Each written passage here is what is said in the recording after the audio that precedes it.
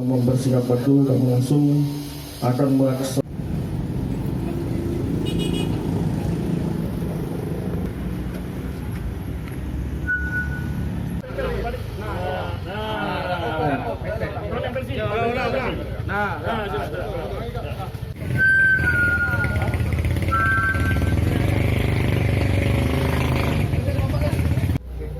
Oke.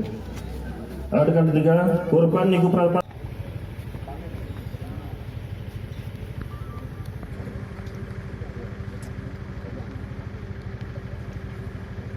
Oke. Adegan 11, pelaku Irham Junari alias Ir bin Sairi.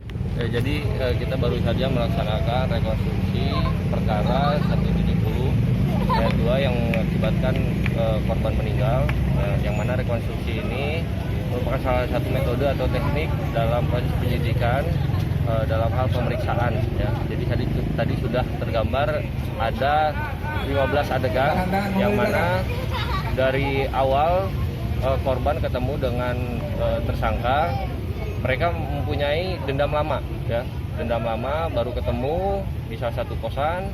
Kemudian korban menemui kawannya dan mengambil senjata api rakitan, ya, kemudian meledak di salah satu kamar, ya.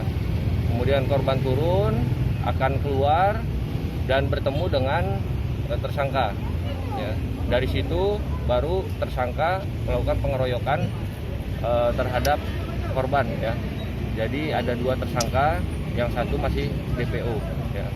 Dari 15 adegan tersebut tergambar dari awal permulaan sampai dengan proses dia melakukan tindak pidana tersebut. Bang, kalau pengakuan tersangka itu dendamnya seperti apa, Bang? Dendam lama itu, Bang? Dulu pernah ketemu dan melakukan perkelahian, ya. Residipis ya, Bang? Ya. Nah, Korban ini ada senjata api, Bang? korban ada senjata api.